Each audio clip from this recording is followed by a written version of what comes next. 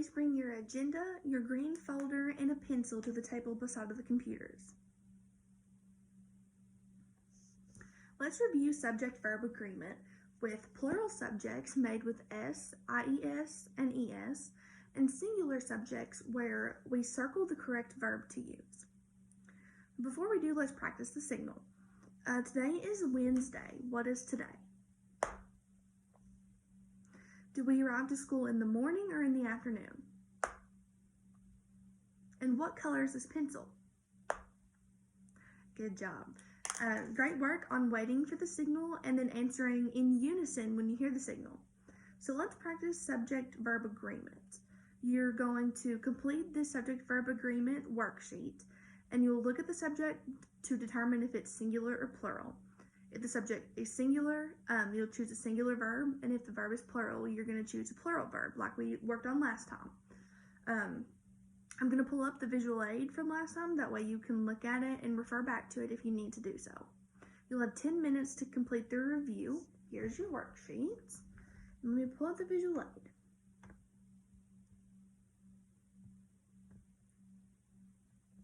Here you go.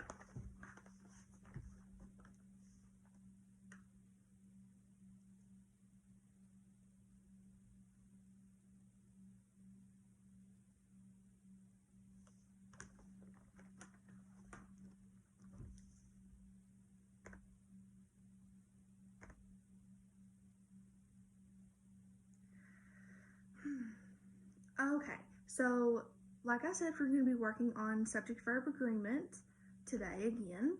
I'm going to go through the visual aid and read through it with you again, like I did last time. And we're also learning about a new kind of subject called a compound subject today, and I'll tell you more about that as I read through this. All right, so follow along with me and pay attention, please. Subject-verb agreement is when the subject and verb agree in number. If the subject of the sentence is singular, then the verb that's in the sentence also needs to be singular. If the subject is plural, then the verb in the sentence will need to be plural. Singular nouns are just one person, place, thing, or idea, and some examples are lady, man, playground, building, city, John, Empire State Building, Dr. Frederick, Fazoli's, scooter, freedom, child, and goose. Singular subject pronouns refer to just one person, place, thing, or idea. And some examples are I, he, she, it, and you. Singular verbs end with an S, ES, or IES if they're present tense. And some examples of that include tramples, perches, and buries. Singular linking verbs are am, is, was, and has. Now, plural nouns are nouns that include two or more people, places, things, or ideas. And some examples of those are ladies, men, playgrounds, buildings, cities, scooters, elves, fortresses, mansions, geese, and children. Some plural subject pronouns, those are pronouns that refer to more than one person, place, thing, or idea, and examples are we and they. Plural verbs do not end in an S, ES, or IES when they're present tense, and examples are trample, perch, and bury. Plural linking verbs are, were, and have. Compound subjects, this is the new topic we're going to be talking about today. Compound subjects are when two or more nouns are joined by and, or, nor, and they form a compound subject with and, or, and nor. And there are 3 rules for compound subjects. Rule number 1 is when the compound subject is joined by and, the verb will always be plural, always be the plural version. An example is the ants and the grasshopper live or lives in the grass. The ants and the grasshopper is a compound subject that's joined by and, so we know the verb is going to be the plural version, and live does not have an S, ES, or IES, so that's the plural version. So the sentence would say, the ants and the grasshopper live in the grass. Rule number 2 is if the compound subject is joined by or nor, and the subject that is closest to the verb is singular, you will choose a singular verb. An example is the otters or the beaver sleep or sleeps during the day.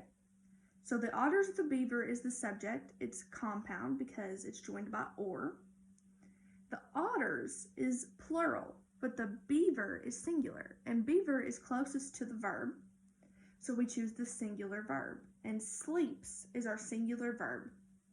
So the sentence would say, the otters or the beaver sleeps during the day. And rule number 3 is if the compound subject is joined by or nor, and the subject closest to the verb is plural, you're going to choose a plural verb. For example, neither the panther nor the leopards opens their eyes during the exhibition. So neither the panther nor the leopards is our subject. And panther is singular, but leopards is plural. So we have to choose the plural verb out of open or opens because leopards is closest to the verb.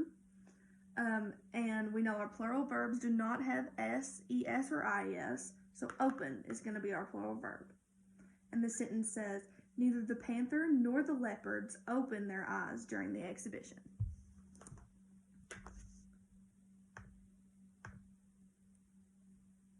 All right, so look at these sentences and follow along as I read and complete these. All right, number 1. A tiny seahorse swims through the ocean waters. Our subject is a tiny seahorse, and I know that is singular because the key word is a tiny seahorse. So that means I also have to choose the singular verb. And we know that those end in s, es, or ies, and swims ends in an s. So I'm going to circle swims because it's our singular verb. And now the sentence says, a tiny seahorse swims through the ocean waters.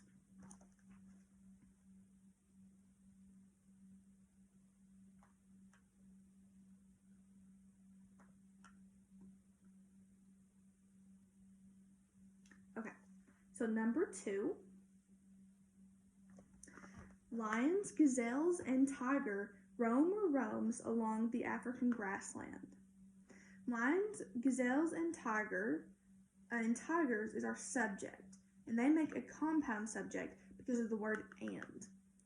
So, according to rule number 1 in our visual aid, if the compound subject is joined by and, the verb is always going to be plural. So I have to choose the plural verb, which is going to be roam, because it does not have an s, es, or ies. I'm going to circle roam. And the sentence now says, lions, gazelles, and tiger roam along the African grassland. We know that's correct because we know the subject is compound, joined by and the verb is always going to be plural in that situation. So number 3. This sentence says, a book or pencils is our prizes that a student can earn for good behavior. Our subject in this sentence is book or pencils. Book or pencils make a compound subject because of the word or. And I will choose and circle the plural verb because back on rule number 3, I believe, when we have a compound subject joined by the word or, we always look at the part of the subject that is closest to the verb, and that is pencils. Pencils is plural, so I'm going to choose the plural verb, and that is are. I'm going to circle it. Now the sentence says, a book or pencils are prizes that a student can earn for good behavior. All right. Number 4 says, the men or the woman reaches for the fly ball in the stadium. Now this follows rule number 2 of compound subjects. We know it's compound because the subject is men or the women, and it's joined by or. So, or men or the woman, my bad. So rule number 2 says when it's joined by or, we look at the part of the subject that's closest to the verb and see if it's singular or plural. And the woman is definitely singular subject, so we choose the singular verb. And reaches ends in es, therefore we know it's the singular verb, so I'm going to circle it. And the sentence now says, the men or the women reaches for the fly ball in the stadium. All right. And number 5 says, neither prestige nor money cures the need for love. Our subject here is prestige nor money. And we know that's a compound sentence because it's joined with neither and nor. And we know the rule for that is to look at the part of the subject that's closest to the verb, see if it's singular or plural. And money is singular. Neither prestige nor money. Money singular. So I'm going to choose the singular verb to go along with that. And we know that singular verbs end in es, and cures does. I'm going to circle cures. The sentence says, neither prestige nor money cures the need for love. Number 6 says, neither gloves nor coats prepare or prepares us to be outside in sub-degree temperatures. The subject of the sentence is gloves nor coats. And I'm going to choose and circle the plural verb because coats is plural, so I would need the plural verb, prepare, because it does not have an S on the end of it. So now the sentence says, neither gloves nor coats prepare us to be outside in sub-degree temperatures. Number 7 says, the sailboat glides through the ocean waves with ease. The subject of the sentence is the sailboat, right here, the sailboat. That is a singular subject because just one sailboat, not multiple sailboats. Therefore, we choose singular verb. Singular verbs end in es, so I'm going to circle glides. And the sentence reads, the sailboat glides through the ocean waves with ease. Number 8 says, pictures or postcards makes great souvenirs from family vacations. The subject in the sentence is pictures or postcards. We know that's a compound sentence because of the word or. And we look at postcards as closest to the verb, and it is plural. Postcards, multiple. So we pick the plural verb, and that is going to be make because it does not have an S on the end of it. So I'm going to circle make. Now the sentence says, pictures or postcards make great souvenirs from family vacations. Number 9 says, an oil-based painting and a wooden sculpture resides in the lobby of the hospital waiting area. The subject of the sentence is an oil-based painting and a wooden sculpture. Now, I noticed that both painting and sculpture are singular. However, they're joined with the word and in this compound subject.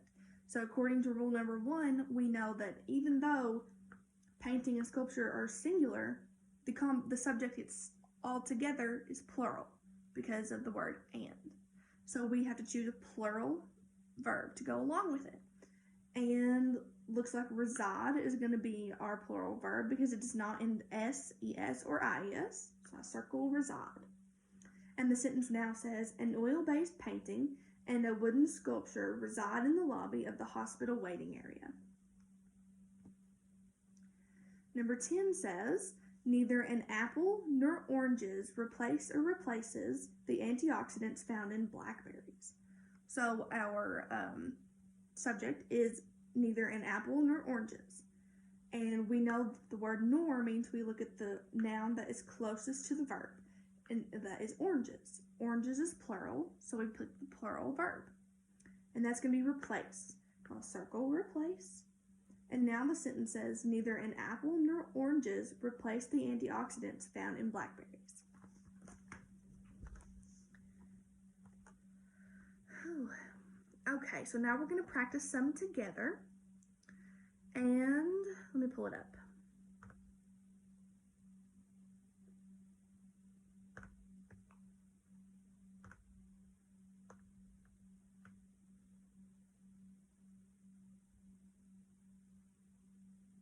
to where you can see it. All right, awesome. So, number 1 says, the waiter and waitress clean or cleans the tables for the birthday party. Remember to wait on my signal before we answer any questions. What is the subject in this sentence? Is the subject singular or compound? How do you know? What type of verb do we need to use then? How do you know? Good, circle the verb. Now reread the sentence and listen to see if the subject and the verb agreement are correct.